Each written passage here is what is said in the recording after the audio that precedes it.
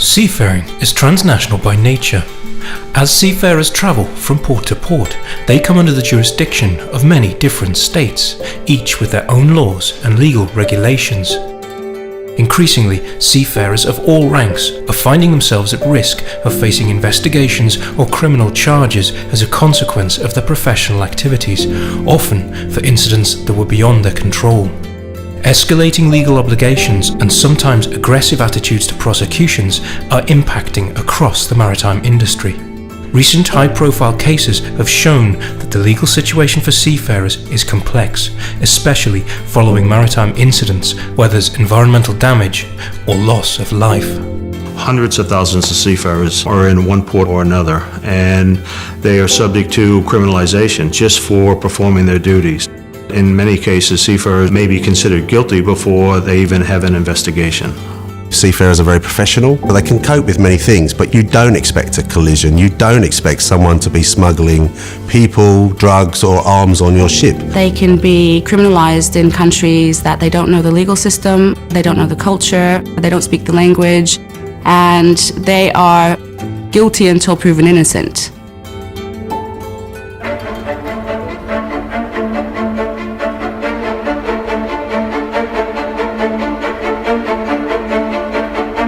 On November 19, 2002, the Prestige, an oil tanker containing 77,000 tons of fuel, ruptured one of its tanks while caught in a storm off the coast of Spain.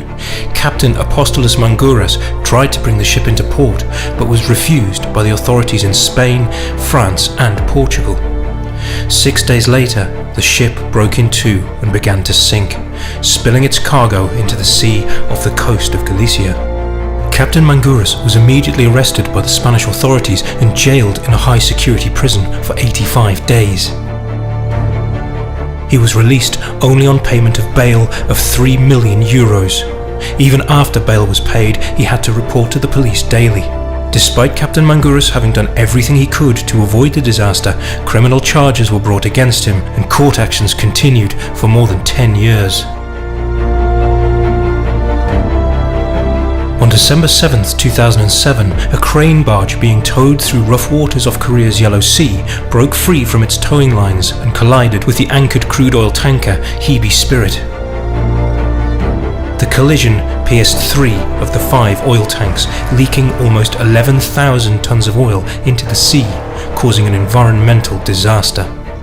Following an investigation by the Korean Coast Guard, the captains of the 2 tugs, the barge and the Hebe Spirit, were all charged with offences, including negligence and violating marine pollution laws. Captain Jasprit Chawla and Chief Officer Siam Chetan were detained in South Korea for a total of 550 days, despite unprecedented protests from the global maritime industry.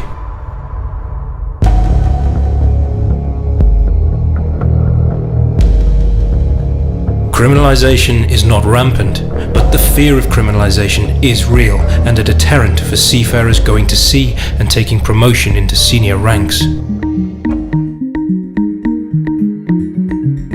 In 2012, Seafarers' Rights International carried out a survey of 3,480 seafarers of 68 nationalities.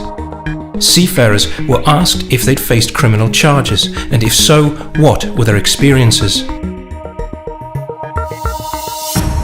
8% of seafarers and 24% of masters had faced criminal charges. The 3 most common charges related to incidents of pollution, collision, and fatal accidents. Seafarers were also asked about their experiences if they'd faced criminal charges. The results indicated that a real problem still exists. 91% were not provided interpretation services. 90% did not have legal representation. 88% did not have their legal rights explained to them. 80% felt intimidated or threatened. 46% said that they'd be reluctant to cooperate fully and openly with casualty inquiries and accident investigations. Overall, 81% of seafarers who faced criminal charges did not consider that they'd received fair treatment. And 85% were concerned about criminalization. Seafarers' Rights International had an exceptional response from many different nationalities of seafarers, which identified quite a number of things that we were concerned about.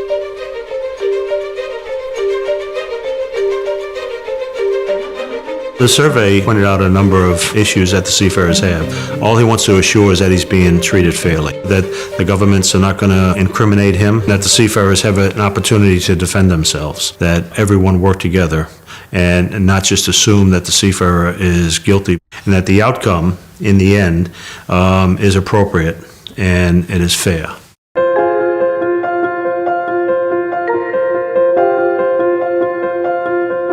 The international stakeholders have responded to the problem of criminalisation, and in 2006 the International Maritime Organization and the International Labour Organization jointly issued guidelines on the fair treatment of seafarers in the event of a maritime accident.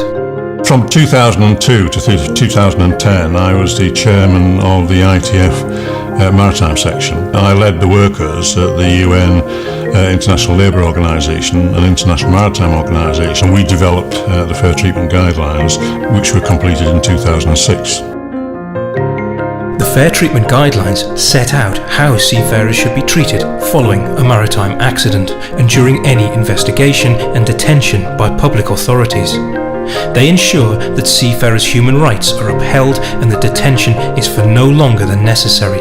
The guidance has been provided to port and coastal states, flag states, seafarer states, ship owners and seafarers. The IMO guidelines on fair treatment of seafarers is all based on human rights standards, which gives it real teeth. If the guidelines are followed, seafarers would have the ability to be treated fairly and would be less reluctant to cooperate with the authorities. It's crucial that we're able to use those on a global level with a consistent approach so that we can call on them not just as guidelines, but in a way that can ensure a systematic global rollout that means all seafarers are treated in whatever jurisdiction they might arrive in.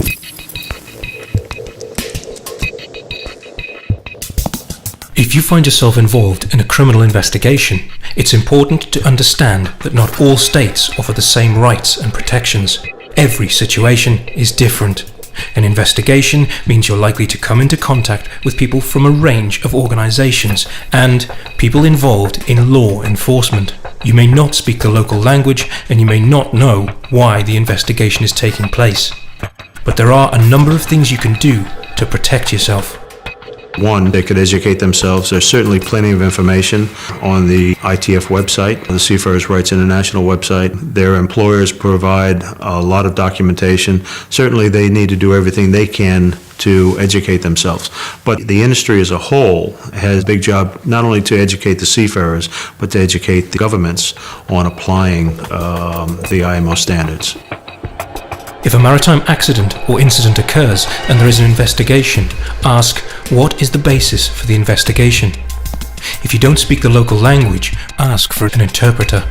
In the event that you're detained, it's important that you try to contact someone. You should request to communicate with your ship owner, union officials, local ITF inspectors, the local consul or embassy in port of the flag state or your home state, seafarers' missions in port, and your family members.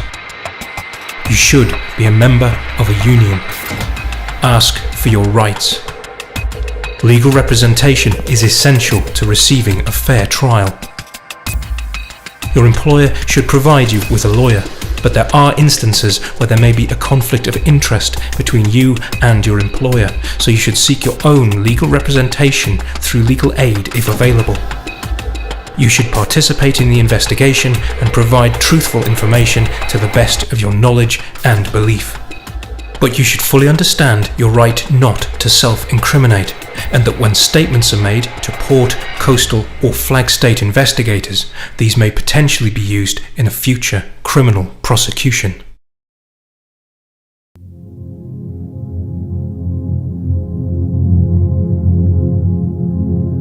The problem is they need support. They don't know their rights. They don't know where to go.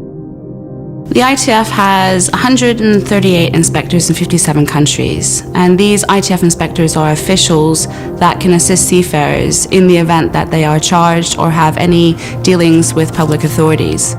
An ITF inspector visits vessels to ensure that seafarers' collective bargaining agreements are adhered to. And if there's any problems that seafarers have on board, they assist and support them. We have websites that have all of the contact information of our inspectors. It's itfseafarers.org. We also have and support ISWAN, which is a welfare organization, with a 24/7 seafarers helpline, and that can be found at seafarerhelp.org. The ITF and its national unions are very active in all representation for seafarers. So there are a lot of cases where we've had to help seafarers who've been criminalised, charged, sometimes without due respect to their human rights. It's our job to educate the seafarers about their rights and make sure that we protect them when they're in a crisis or a conflict situation. The ITF is committed to protect seafarers from criminalisation, and we will not stop until we eradicate it on a global level. Though your chance of being involved in a criminal investigation is relatively small, it is significantly higher for seafarers, and so it's important to be aware of the potential risks and to know what to do when things go wrong. For more information on seafarers' legal rights, visit www.seafarersrights.org.